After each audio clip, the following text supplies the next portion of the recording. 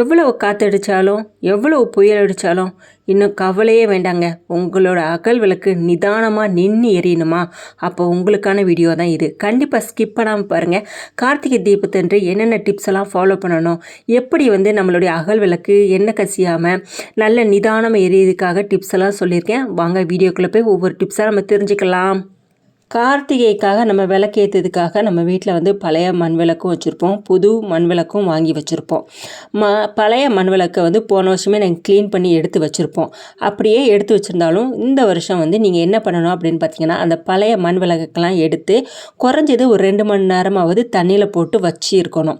புது மண் விளக்காக இருந்துச்சு அப்படின்னா நீங்கள் குறைஞ்சது ஒரு 8 மணி நேரமாவது நீங்கள் தண்ணியில் போட்டு வச்சுருக்கணும். நைட்டு போட்டு காலையில் க்ளீன் பண்ணி எடுக்கிற மாதிரி வச்சுக்கணும். ஏன் அதனால் எதனால் இப்படி பண்ணுறோம் அப்படின்னு பார்த்திங்கன்னா, இப்போ புது மண் விளக்கு வாங்கி நம்ம அப்படியே எண்ணெய் ஊற்றி திரி போட்டு நம்ம விளக்கு ஏற்றுறோம் அப்படின்னா, புது மண் விளக்கு பார்த்திங்கன்னா அந்த எண்ணெயை குடிச்சிக்கிட்டே இருக்கும். நம்ம எவ்வளோ தான் எண்ணெய் ஊற்றிக்கிட்டே இருந்தாலும் அந்த எண்ணெயை குடிச்சிக்கிட்டே இருக்கும். அது நீங்கள் தண்ணியில் போட்டு நீங்கள் ஒரு 8 மணி நேரம் கழித்து நீங்கள் நல்லா க்ளீன் பண்ணிவிட்டு அதுக்கப்புறம் எண்ணெய் ஊற்றி பாருங்கள்.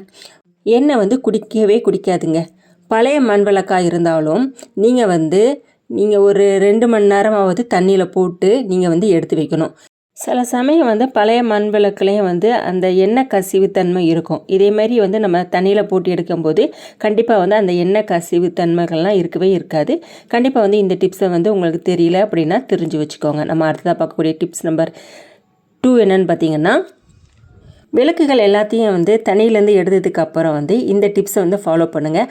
கண்டிப்பாக எண்ணெய் கசிவு இருக்கவே இருக்காது. நம்ம விளக்குகளை வெயிலையும் காய வச்சு எடுக்கலாம், இல்லைன்னா நல்ல சுத்தமான துணியால் தொடச்சி ஈரம் இல்லாமல் எடுத்து வச்சுக்கோங்க.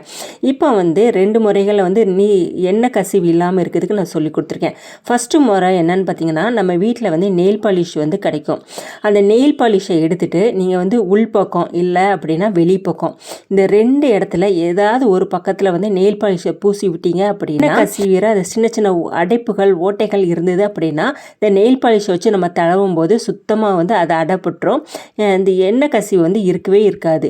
அதுக்கப்புறமா நான் இன்னொரு டிப்ஸும் உங்களுக்கு சொல்லியிருக்கேன். அது என்னன்னு பார்த்தீங்கன்னா, எண்ணெய் கசியாமல் இருக்கிறதுக்கு உங்ககிட்ட நெயில் பாலிஷ் இல்லை அப்படின்னா நீங்கள் உங்கள் வீட்டில் பவுடர், நம்ம அந்த பவுடர் இல்லை அப்படின்னா மைதா மாவு, இப்படி ஏதாவது ஒரு பொருள் இருந்தாலும் சரி அந்த விளக்குக்குள்ளே எல்லா இடத்துலையும் படுற மாதிரி நல்லா விட்டுட்டு அதுக்கப்புறம் எண்ணெய் ஊற்றி நீங்கள் விளக்கு போட்டிங்கன்னா அதுலேயும் எண்ணெய் கசிவு இருக்காது. நம்ம அடுத்ததாக பார்க்கக்கூடிய டிப் நம்பர் 3 என்ன, கார்த்திகை தீபத்தன்று நம்ம வீட்டில் நிறைய அகல் விளக்குகள் வீடு ஃபுல்லாகவே ஏற்றும்.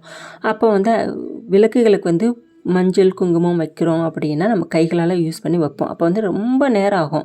ஈஸியான முறையில் எவ்வளோ விளக்குகளாக இருந்தாலும் ஒரு 3லேருந்து 4 நிமிஷத்துக்குள்ளே வச்சு முடிக்கிறதுக்கு இந்த டிப்ஸை ஃபாலோ பண்ணுங்கள். நீங்கள் யூஸ் பண்ணுற சந்தனம் இல்லைன்னா மஞ்சள் குங்குமம் எல்லாத்தையும் கொஞ்சம் திக்காக கரைச்சி வச்சுக்கோங்க. கரைச்சி வச்சுட்டு உங்ககிட்ட பட்ஸு இல்லாத சமயத்தில் தீக்குச்சி, இந்த 2ல் ஏதாவது ஒன்று எடுத்துகிட்டு இந்த பாருங்கள், இதே மாதிரி எல்லா இடத்துலையும் நீங்கள் பொட்டுகளை வச்சு விட்டீங்க அப்படின்னா பார்க்கறதுக்கும் ரொம்ப நீட்டாக அழகாக இருக்கும். சின்ன சின்னதாக வைக்கிற மாதிரி இருக்கும். நம்ம கைகளால் வச்சா பெருசு பெருசாக வைக்கிற மாதிரி இருக்கும். நீங்கள் பட்ஸில் 2 பகுதியுமே யூஸ் பண்ணிக்கலாம். இதுக்காக தனித்தனி பட்ஸை யூஸ் பண்ணணும்னு அவசியம் இல்லை. ஒரு சைடு மஞ்சள், ஒரு சைடு குங்குமம், இப்படி பட்ஸில் 2 சைடு நீங்கள் யூஸ் பண்ணிவிட்டு போட்டு வச்சிங்க அப்படின்னா எவ்வளோ விளக்குகளாக இருந்தாலும் சீக்கிரம் நம்ம வச்சு முடிச்சிடலாம். பார்க்கறதுக்கும் ரொம்ப அழகாக இருக்கும். கண்டிப்பாக இந்த டிப்ஸை யூஸ் பண்ணி பாருங்கள். இந்த டிப்ஸ் தெரியாதவங்களும் தெரிஞ்சு வச்சுக்கோங்க.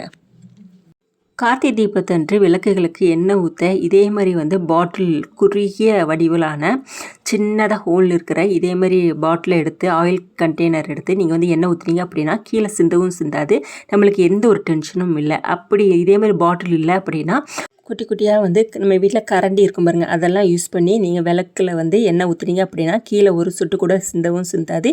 எந்த ஒரு டென்ஷனும் இல்லாமல் நம்ம விளக்குக்கு எண்ணெய் ஊற்றலாம்.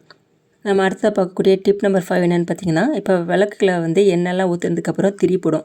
திரி இந்த மாதிரி இங்கே போட்டிங்க அப்படின்னா விளக்கு நல்லா நின்று எரியும். நம்ம ஒரு திரியாக போடும்போது காற்றடிச்சாலும் சீக்கிரம் அணைஞ்சிடும். இதேமாரி வில் டைப்பில் நீங்கள் திரியை நல்லா இப்படி திரிச்சுக்கோங்க. திரிச்சுட்டு நீங்கள் விளக்கில் போட்டிங்க அப்படின்னா ரொம்ப நேரம் வந்து நம்மளுக்கு வந்து விளக்கு வந்து அணையவும் அணையாது.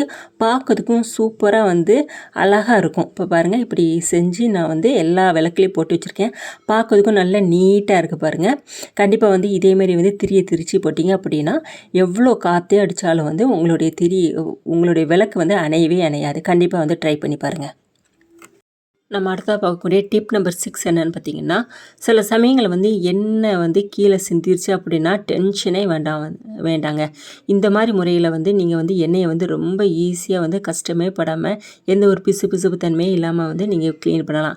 இப்போ பாருங்கள், நீங்கள் நம்ம வீட்டில் வந்து அரிசி மாவாக இருந்தாலும் சரி, மைதா மாவாக இருந்தாலும் சரி, கோதுமை மாவாக இருந்தாலும் சரி, எந்த மாவாக இருந்தாலும் சரி, அந்த எண்ணெய் மேலே வந்து அந்த மாவு எல்லாத்தையும் போட்டு நீங்கள் அப்படியே கைகளால் தேய்ச்சி எடுத்தாவே வந்து இந்த எண்ணெய் பிசுப்பு தன்மை எல்லாமே அந்த மாவோடு வந்துடும்.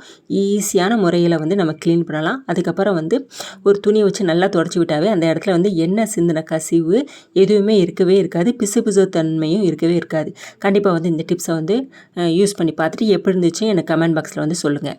நம்ம அடுத்ததாக பார்க்கக்கூடிய டிப் நம்பர் 7 என்னென்னு பார்த்தீங்கன்னா, உங்கள் வீட்டில் வந்து விளக்கு ஏற்றுறீங்க அப்படின்னா காற்றே அடித்தாலும் சரி, புயலே அடித்தாலும் சரி, விளக்கு வந்து அணையாமல் இருக்க இந்த டிப்ஸை ஃபாலோ பண்ணுங்கள். உங்களுக்கு 100% வந்து நல்ல ஒரு ரிசல்ட் தரும். அது என்னென்னு பார்த்தீங்கன்னா, நம்ம வீட்டில் வந்து கற்பூரம் இருக்கும்.